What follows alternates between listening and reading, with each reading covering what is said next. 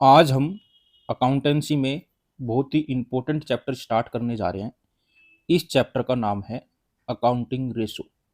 ये चैप्टर आपकी अकाउंटेंसी की पार्ट बी बुक से है।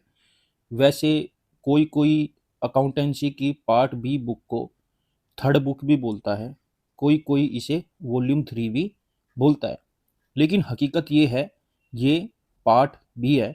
इसका नाम है analysis of financial statement. Financial statement का मतलब होता है statement of profit and loss and balance sheet. वैसे तो आप सभी बच्चों को पता है, लेकिन फिर भी मैं आपको बता देता हूँ। अकाउंटेंसी में पार्ट बी 20 नंबर की है। आपके बोर्ड एग्जाम में ये बुक 20 नंबर की है। और जो हम चैप्टर पढ़ रहे हैं अकाउंटिंग रेशो, ये चैप्टर बोर्ड एग्जाम में 4 से 6 नंबर के बीच में आता है। ये चैप्टर क्लास 12 के पॉइंट ऑफ व्यू से बहुत ही ज़्यादा इम्पोर्टेंट है। उसके साथ साथ ये चैप्टर ग्रेजुएशन में, पोस्ट ग्रेजुएशन में आपके जितने भी कॉम्पिटिटिव एग्ज़ाम होंगे उनके पॉइंट ऑफ व्यू से भी बहुत ज़्यादा इम्पोर्टेंट है। तो इस चैप्टर को हम हल्के में नहीं ले सकते। जब तक आप कॉमर्स की पढ़ाई करेंगे तब तक ये चैप्टर आपको देखने को मिलेगा। तो हमारी कोशिश यही रहेगी कि अभी से आपका बेस स्ट्रोंग कर दिया जाए। इस चैप्टर को स्टार्ट करने से पहले मैं आपको ये बताने की कोशिश करूँगा रेशो क्या होती है, अकाउंटिंग रेशो क्या होती है, रेशो एनालिसिस क्या होती है, इन तीनों में क्या फ़र्क है।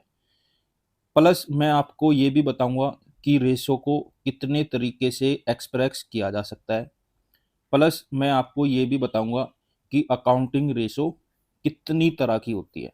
जब भी हम रेशो वर्ड सुनते हैं तो हमारे दिमाग में एक ही बात आती है कि इसमें पक्का एक न्यूमरेटर होगा और एक डिनोमिनेटर होगा, या फिर हमारे दिमाग में आता है कोलन का साइन। कोलन का साइन समझते हैं ना, दो खड़े बिंदु, कि उसमें एक साइड लेफ्ट हैंड साइड होगी और दूसरी साइड राइट हैंड साइड होगी। मतलब कोलन के एक तरफ एक नंबर लिखा होगा और कोलन के दूसरी तरफ दूसरा नंबर लिखा होगा। जब भी हम किसी बच्चे को बोलते हैं कि डिफाइन करो रेशो, तो कोई भी बच्चा डिफाइन नहीं कर पाता। वो बोलता है 1:2, 2:1, A:B, लेकिन प्रॉपर डेफिनेशन कोई बच्चा नहीं दे पाता। तो आज मैं आपको बिल्कुल सिंपल लैंग्वेज में बताने की कोशिश करूंगा कि रेशो क्या होती है। रेशो हमें दो क्वांटिटीज के बीच में रिलेशन बताता है। रेशो हमें दो नंबर्स के बीच में रिलेशन बताता है। रेशो हमें दो वेरिएबल्स के बीच में रिलेशन बताता है। एक्चुअल में रेशो एक अर्थमेटिक एक्सप्रेशन होता है जो हमें दो क्वांटिटीज के बीच में रिलेशनशिप बताता है कि उन दोनों में क्या रिलेशन है। ये दोनों क्वांटिटीज एक दूसरे से रिलेटेड होती है। अब हम बात करते हैं अकाउंटिंग रेशो की, कि अकाउंटिंग रेशो क्या होती है। बिल्कुल सिंपल लैंग्वेज में बताता हूँ। जब रेशो अकाउंटिंग इंफॉर्मेशन के बेस पर कैलकुलेट की जाती है उसे अकाउंटिंग रेशो कहते हैं। आप ये भी कह सकते हैं अकाउंटिंग रेशो एक एल्जेब्रिक एक्सप्रेशन होता है जो हमें दो अकाउंटिंग वेरिएबल्स के बीच में रिलेशनशिप बताता है। अब मैं आपको बताता हूँ रेशो एनालिसिस क्या होती है। जब हम फाइनेंशियल स्टेटमेंट, फाइनेंशियल स्टेटमेंट का मतलब होता है statement of profit and loss and balance sheet. जब हम फाइनेंशियल स्टेटमेंट को अकाउंटिंग रेशो की हेल्प से स्टडी करते हैं या एनालिसिस करते हैं उसे रेशो एनालिसिस बोलते हैं।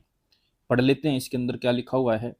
Ratio, ratio is an arithmetical expression of relationship between two interdependent और related item. Accounting ratio. Ratios, when calculated on the basis of accounting information, are called accounting ratio. Accounting ratio may be expressed as an arithmetical relationship between two accounting variables. ठीक है। Ratio analysis, N analysis of financial statements with the help of accounting ratios is termed as ratio analysis. Accounting ratio को 5 तरीके से express किया जा सकता है। इसमें पहला तरीका है प्योर रेशो। प्योर रेशो को हम सिंपल रेशो भी बोलते हैं और प्रपोर्शन भी बोलते हैं। प्योर रेशो में हम सिंपली एक क्वांटिटी को दूसरी क्वांटिटी से डिवाइड कर देते हैं, एक नंबर को दूसरे नंबर से डिवाइड कर देते हैं, एक वेरिएबल को दूसरे वेरिएबल से डिवाइड कर देते हैं। इसमें जो ऊपर नंबर होता है उसे हम न्यूमरेटर बोलते हैं, जो नीचे नंबर होता है उसे डिनोमिनेटर बोलते हैं और न्यूमरेटर अपॉन में डिनोमिनेटर रख देते हैं। प्योर रेशो को कोलन से रिप्रेजेंट किया जाता है। देसी भाषा में हम कोलन को ही रेशो समझते हैं। कोलन के एक तरफ लेफ्ट हैंड साइड होता है और दूसरी तरफ राइट हैंड साइड होता है। हम रेशो को इस तरीके से सिंप्लीफाई करते हैं कि डिनोमिनेटर में हमेशा 1 आ जाए, मतलब न्यूमरेटर में कोई भी नंबर आ जाए कोई दिक्कत नहीं है, लेकिन डिनोमिनेटर में हमेशा 1 आना चाहिए। अकाउंटिंग रेशो के अंदर हम लिक्विडिटी रेशो और सोल्वेंसी रेशो को जब भी सोल्व करेंगे तो हमारे आंसर हमेशा प्योर रेशो में ही आएंगे, मतलब हमें कोलन की फॉर्म में उन्हें लिखना है। पढ़ लेते हैं इसमें क्या लिखा है। Expression of ratio. Accounting ratio can be expressed in any of the following manner. First है pure ratio, simple ratio, proportion. It is expressed by the simple division of one number by another. Example, numerator upon में denominator और n colon d। तो आपको इसके answer हमेशा n colon d में ही रखने हैं और d हमेशा 1 होना चाहिए। देखिए वैसे तो सभी रेशो को हम न्यूमरेटर अपॉन में डिनोमिनेटर में ही रखते हैं, लेकिन आंसर को प्रेजेंट करने का तरीका अलग अलग हो सकता है। इसमें दूसरा तरीका है टाइम्स का, मतलब अकाउंटिंग रेशो को एक्सप्रेस करने का दूसरा तरीका है टाइम्स का। इसमें हमें ये पता चलता है एक वेरिएबल दूसरे वेरिएबल से कितने गुना बेहतर है, या how many times a figure is ahead of another figure. करना इसमें भी न्यूमरेटर अपॉन में डिनोमिनेटर ही है, बस इसका आंसर टाइम्स में आता है। अगर हम अकाउंटिंग रेशो की बात करें तो एक्टिविटी रेशो के या टर्नओवर रेशो के आंसर हमेशा टाइम्स में ही आते हैं। पढ़ लेते हैं इसमें क्या लिखा है। Times rate so many times. It is calculated how many times a figure is in comparison to another figure. Example, numerator upon में डिनोमिनेटर को सोल्व करेंगे तो हमारा आंसर हमेशा टाइम्स में आएगा। किस में आएगा? टाइम्स में आएगा। ये नोट करने वाली बात है, न्यूमरेटर और डिनोमिनेटर को तब तक सिंप्लीफाई करना है जब तक डिनोमिनेटर 1 ना आ जाए। इसमें थर्ड टाइप है परसेंटेज। अकाउंटिंग रेशो को एक्सप्रेस करने का तीसरा तरीका है परसेंटेज। इसमें भी हम न्यूमरेटर अपॉन में डिनोमिनेटर ही रखते हैं, बस फ़र्क इतना होता है इसके अंदर हम न्यूमरेटर अपॉन में डिनोमिनेटर को 100 से मल्टीप्लाई कर देते हैं और हमारा जो भी आंसर आएगा वो परसेंटेज में आएगा। तो परसेंटेज वाले में क्या होता है, हमारे आंसर हमेशा परसेंटेज में आते हैं। अकाउंटिंग रेशो के अंदर प्रॉफिटेबिलिटी रेशो के सारे आंसर परसेंटेज में आते हैं। इसके अंदर 4 है फ्रैक्शन।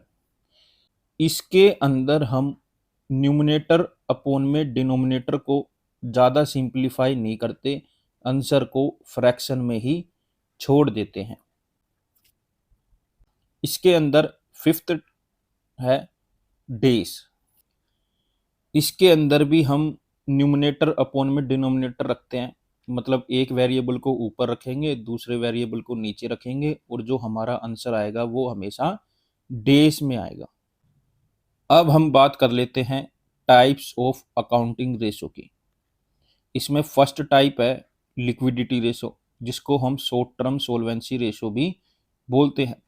लिक्विडिटी रेशो हमें ये बताती है कोई भी फर्म अपनी करंट लायबिलिटी को उतारने के लिए कितनी सक्षम है, कितनी एबल है। लिक्विडिटी रेशो की दो टाइप है, एक है करंट रेशो, दूसरी है क्विक रेशो। पढ़ लेते हैं एक बार।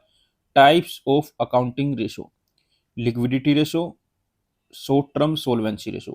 It refers to the ability of the firm to meet its current liabilities. It includes two ratios: A. Current ratio or working capital ratio. B. Quick ratio or acid test ratio or liquid ratio. इसमें second है solvency ratio.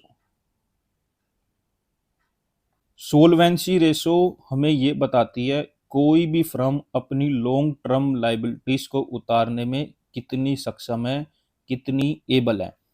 इस ratio को firm की long term financial position को assess करने के लिए calculate किया जाता है।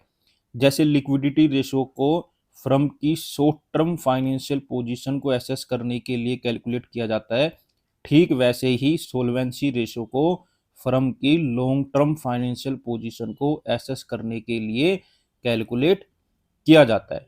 सोलवेंसी रेशो के अंदर इसकी 5 टाइप है। इसमें फर्स्ट है डेब्ट टू इक्विटी रेशो, सेकंड है टोटल एसेट टू डेब्ट रेशो, थर्ड है प्रोप्राइटरी रेशो, फोर्थ है इंटरेस्ट कवरेज रेशो, फिफ्थ है डेब्ट टू कैपिटल एम्प्लॉयड रेशो।